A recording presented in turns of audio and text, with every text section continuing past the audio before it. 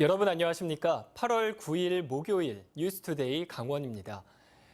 올여름 유례 없는 폭염에 앞서 지난 봄에는 이상 저온 현상이 빚어지기도 했습니다.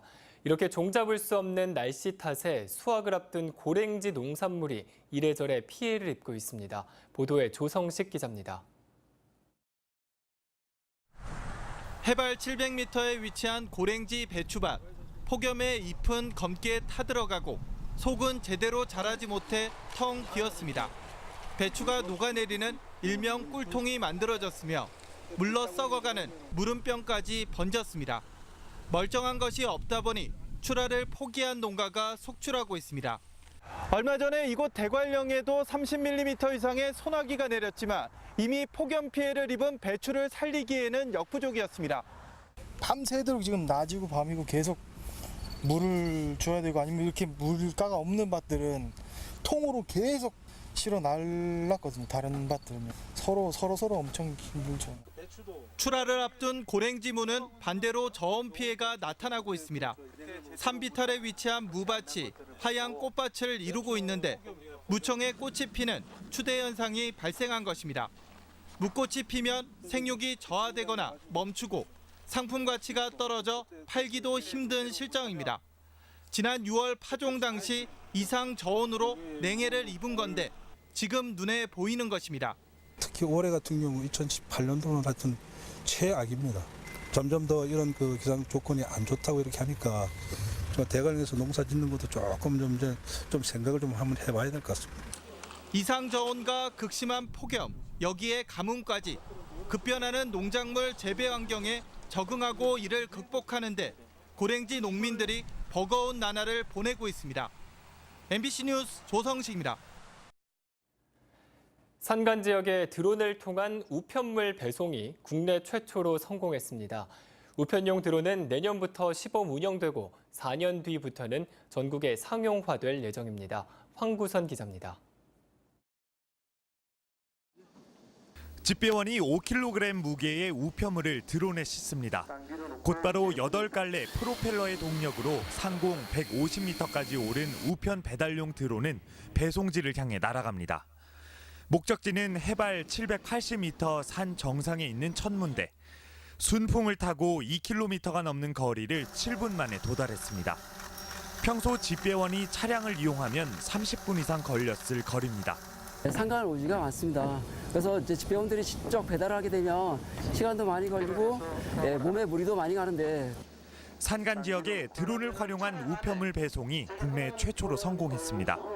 지난해 섬 지역 드론을 활용한 우편 배송을 시험한 지 9개월 만입니다. 지금 눈이 오나 비가 오나 집배원들은 모든 국민들께 택배 배달 서비스를 합니다. 그렇지만 최근에 여러 가지 과로사나 이런 부분이 있어가지고 좀 더 효율적으로 우편용 드론은 관제 차량을 통해 실시간 모니터링할 수 있고 자동 원격 조종으로 운영됩니다. 최대 10kg 우편물을 싣고 20km 거리를 40분 동안 비행할 수 있습니다. 우정당국은 우선 6대의 드론을 도입해 시범 운영에 나설 계획입니다. 우편물 드론 배송은 산간 지역인 영월, 도서 지역인 전남 고흥 지역을 중심으로 내년부터 시범 운영되며 오는 2022년에는 전국에 상용화될 예정입니다. MBC 뉴스 황구선입니다. 강원도 연안에서 산오징어가 거의 잡히지 않아서 가격이 마리당 10,000원을 넘고 있습니다. 그만큼 지난해보다 어획량이 크게 줄었는데 무엇보다 어민들의 고충이 큽니다. 문병훈 기자입니다. 지난달 중순까지도 오징어 체납기 어선들로 분주했던 강릉시 주문진항. 요즘 어판장은 한산하기만 합니다. 연안에서 오징어가 거의 잡히지 않아 오징어를 잡으려면 어선들은 독도 해역 근처까지 조업에 나서야 합니다. 이마저도 냉동이나 냉장 상태에서 오징어를 들여오고 있어 산오징어는 구경하기 힘듭니다. 산오징어는 주로 20도 안팎의 수온에서 활동하는데 현재 강원 동해안의 연안 수온이 25도를 훌쩍 넘는 게 가장 큰 원인입니다. 수온이 낮을 때에는 12드럼이고 20드럼이고 한 마리 두 마리 살려오는데 지금은 살려올 수온이 안 돼. 올해 최고 많이 오는 건 31도까지 오르고. 수온이요? 예. 사정이 이렇다 보니 시중에 유통되는 산오징어는 모두 경상도 해역에서 잡힌 겁니다. 소비자 가격도 강원 동해안에서는 산 오징어 한 마리당 12,000원으로 금오징어라고 불리우고 있습니다. 산지 가격이 워낙 비싸다 보니 상인들도 어쩔 수 없다고 말합니다. 오르는 시세가 매일 15만 원에서 많게는 18만 원까지 한 두루에. 오징어를 밖에 꺼내놓으면 먹물을 싸고 순식간에 오징어 죽어버립니다. 그래서 냉각기를 돌려서. 올 들어 강원 동해안에서 잡힌 오징어는 모두 1,391톤. 지난해 같은 기간 1,807톤에 비해 4분의 1가량 줄었습니다. 강원 동해 연안의 오징어 잡이는 수온이 내려가는 다음 달 이후에나 다시 시작될 것으로 보여 어민들의 시름은 당분간 계속될 것으로 보입니다. MBC 뉴스 문병훈입니다. 이재수 춘천시장이 자신이 공약한 창작 종합지원센터와 강원도가 제안한 컨벤션 센터 등 여러 시설들을 캠프 페이지에 넣겠다고 어제 말했습니다. 시민 공론을 거치고 의회까지 통과한 캠프 페이지 공원화 계획에 근간을 흔드는 것이라는 논란을 낳고 있습니다. 강화길 기자가 보도합니다. 강원도와 춘천시가 연 비전 토론회. 이재수 춘천시장은 여러 시설들을 캠프 페이지에 넣을 생각이라고 말합니다. 컨벤션과 그다음에 이 토요센터와 대학 종합지원센터 이렇게 캠프 페이지 안에 위치지으면 좋겠다는 생각을 갖고 있습니다. 이 발언은 캠프 페이지를 시장 생각대로 개발하겠다는 뜻으로 해석될 수 있는 대목입니다. 이런 중요한 문제를 춘천시에서는 사전에 논의도 하지 않았던 것으로 보입니다. 사전에 그 논의가 있었는지 아니면 시장님이 즉흥적으로 얘기하신 건지. 그거는 제가 지금 말씀을 드릴 수 있는 부분은 아니고요. 이는 시민의 의사가 먼저라고 강조해온 이 시장의 평소 지론과도 완전히 배치됩니다. 5천만 원을 들여 캠프 페이지 상상력 공모전까지 진행하며 시민 의견을 수렴하겠다는 자체 계획에도 찬물을 끼얹는 겁니다. 이 시장의 이런 발언이 시민들의 상상력을 통제하는 일종의 가이드라인처럼 비춰지기 때문입니다. 반세기 만에 춘천시의 풍으로 돌아온 캠프 페이지의 난개발을 막기 위해서 시민들이 선택한 안은 복합공원이었습니다. 지난 2011년부터 수차례 토론회와 공청회, 이용자 인식조사, 설명회까지 거쳐 올해 확정한 춘천시민 여론의 결과였습니다. 이런 부분은 시장이나 도지사가 바뀌었다고 해서 일방적으로 무시하고 어떤 시설이나 어떤 개발을 얘기하는 부분은 그동안의 시민들의 논의를 무시하는 것으로 이 문제가 굉장히 크다고 볼 수 있습니다. 이런데도 수천억 원이 드는 대규모 시설들을 캠프 페이지에다 짓겠다는 것은 시민의 뜻인 공원화를 무력화시키는 것으로 반발이 예상됩니다. 더욱이 최근 강원도청을 비롯한 몇몇 공공기관들의 신축 이전설과도 맞물려 춘천시가 캠프 페이지의 난개발을 부추기는 것 아니냐는 논란을 사고 있습니다. MBC 뉴스 강화길입니다. 최근 정치권에서 내국인 출입이 가능한 오픈 카지노 추가 설립 주장이 이어지고 있습니다. 폐광 지역 주민들은 강원랜드의 설립 배경부터 파악해야 한다며 강하게 반발하고 나섰습니다. 홍원표 기자가 취재했습니다. 김진표 더불어민주당 당대표 후보자는 최근 제주도와 영종도 카지노에 내국인 입장을 허용해야 한다고 주장했습니다. 카지노가 들어와야 이들 지역이 종합관광지로서의 면모를 갖춘다는 겁니다. 지난 2016년에도 김관영 바른미래당 원내대표가 전북 새만금 지역에 오픈 카지노 설립을 추진하다 중단됐고 자유한국당 유기준 의원도 2015년 내국인 선상 카지노 출입 허용을 추진하는 등 정치권의 강원랜드 흔들기가 이어지고 있습니다. 부산과 전북 지역에서도 오픈 카지노를 설립하려는 행보가 빨라지고 있습니다. 부산 상공회의소는 부산 북항에 오픈 카지노를 포함한 복합 리조트 조성에 관한 용역까지 마쳤습니다. 복합 리조트는 오픈 카지노 전제로 해서 만들어지는 겁니다. 싱가포르 정도 수준의 안전장치를 걸게 되면 74% 정도까지 올라갔습니다. 전북 새만금에서도 오픈 카지노 유치 논의가 계속되고 있습니다. 오픈 카지노가 추가로 설립되면 가뜩이나 침체된 폐광지역 경제가 더욱 위축되지 않을까 우려되고 있습니다. 정선과 태백 등 폐광 지역에서는 강원랜드의 설립 근간부터 살펴야 한다며 강하게 반발하고 있습니다. 정부가 대안 없이 석탄 합리화 정책을 밀어붙여 주민들이 생존권을 지키기 위해 대정부 투쟁으로 일궈낸 사업체라는 겁니다.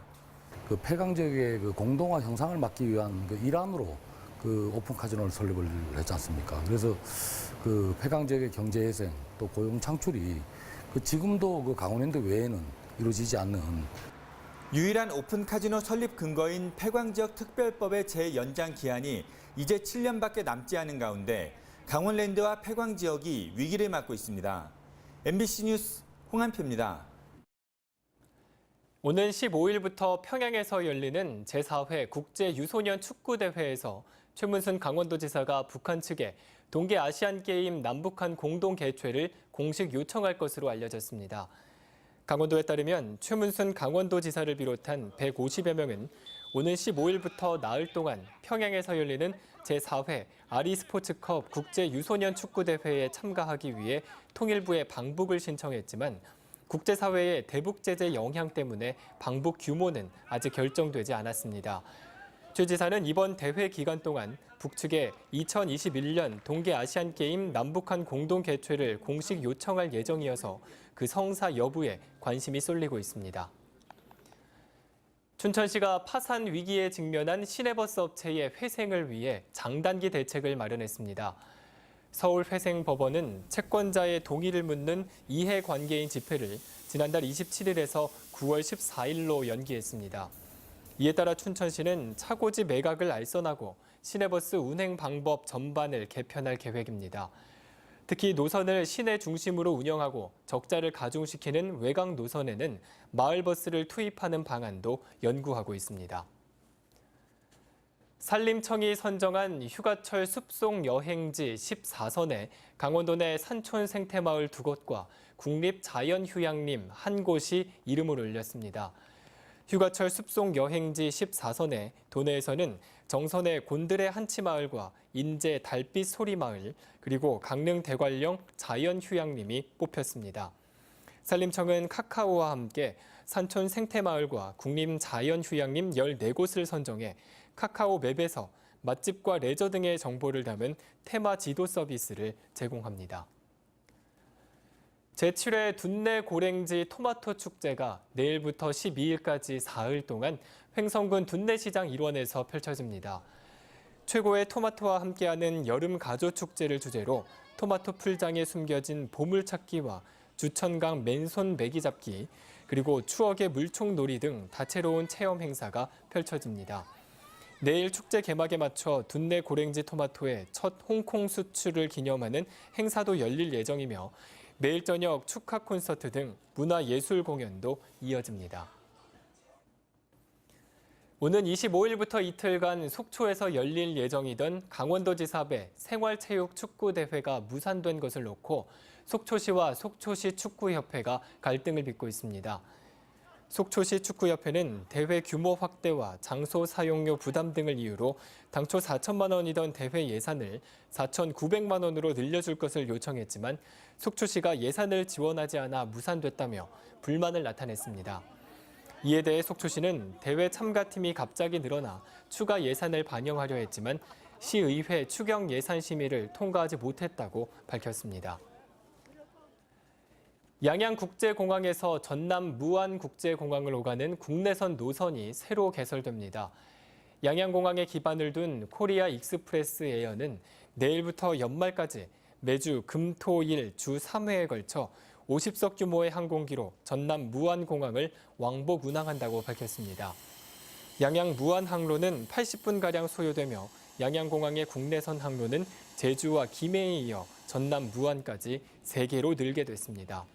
올해 들어 지난달까지 양양공항의 국내선과 국제선, 부정기 노선의 이용객은 모두 5만 500여 명을 기록하고 있습니다. 오늘 강원도 지역은 구름 많은 가운데 소나기가 오겠습니다. 예상 강수량은 20에서 60mm이며 강원 북부 내륙과 산지에는 100mm 이상 많은 비가 올 것으로 예상됩니다. 또 강원 내륙 지역에는 폭염경보가 계속해서 발효 중인 가운데 춘천과 원주, 홍천에는 열대야 현상이 나타났습니다. 한편 강원 산지에는 안개가 끼겠으며 동해 중부 해상에는 강풍이 불겠습니다.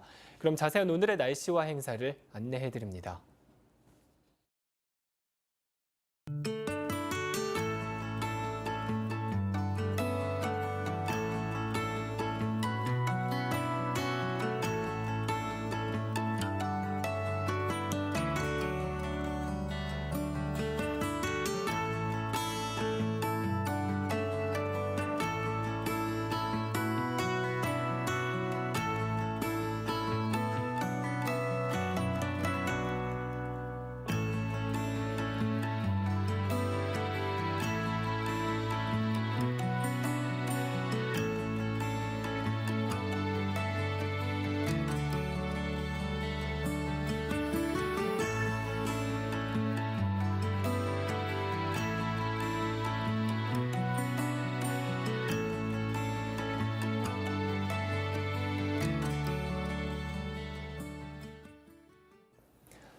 춘천시는 폭염이 장기화되자 취약계층 홀몸 어르신을 위해 경로당을 24시간 개방하기로 했습니다. 24시간 개방을 원하는 경로당에 한해 오는 31일까지 운영하고 이후에는 탄력적으로 대응하기로 했습니다. 또 춘천시 보건소도 무더위 쉼터를 확대 운영합니다. 폭염이 끝날 때까지 평일은 오전 9시부터 오후 8시까지, 공휴일과 주말은 오전 9시부터 오후 7시까지 운영합니다. 3,000명의 예술가가 전쟁의 아픔으로 상징되는 비무장지대에서 평화의 꽃을 피우는 축제를 마련합니다. 내일부터 12일까지 양구 해안면 펀치볼에서 열리는 2018 DMZ 아트페스타는 꽃이 피다, 발화를 주제로 평화를 뜻하는 꽃이 피어나듯 문화를 통해 평화와 행복을 기원하는 축제로 진행됩니다. 평화 메시지 선언과 함께 시작되는 축제는 크게 아트프리와 아트캠프, 탐방 프로그램 등 3개 분야로 나눠 다양하게 펼쳐집니다. 횡성군 9개 읍면 지역에 맞춤형 복지 차량이 배치됩니다. 횡성군은 지난해 5개 읍면에 맞춤형 복지 차량을 지원했고 올해도 갑천과 청일, 서원, 강림 등 4개 면에 복지 차량을 배치한다고 밝혔습니다. 이에 따라 찾아가는 복지 상담과 사각지대 발굴, 위기가정 관리 등에 유용하게 쓰일 것으로 기대하고 있습니다. 맞춤형 복지 차량은 보건복지부의 찾아가는 복지 서비스 지원 사업으로 추진됐고 모두 전기차로 배치됐습니다. 거동이 불편한 문화누리카드 이용자를 위해 찾아가는 서비스 프로그램이 운영됩니다. 강원도는 거동 불편 환자나 소외 지역에 거주하는 문화누리카드 소지자의 경우 사용에 어려움이 있을 가능성이 높아 직접 찾아가는 서비스를 실시합니다. 종류별로는 문화상품 구매를 도와주는 구매 대행 서비스와 공연과 예술 체험 프로그램인 찾아가는 공연 서비스, 그리고 직접 방문해 사진을 찍는 찾아가는 문화누리사진관 등이 해당됩니다. 화천군이 폭염으로 인한 농작물의 생육 부진을 막기 위해 지원에 나서고 있습니다.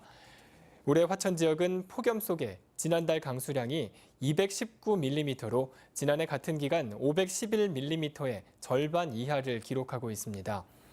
이에 따라 화천군은 각 읍면에 5톤 살수차 1대씩을 배치해 오이와 애호박 등 주요 경작지에 용수를 지원하고 있습니다. 이상으로 뉴스투데이 강원을 마칩니다. 고맙습니다.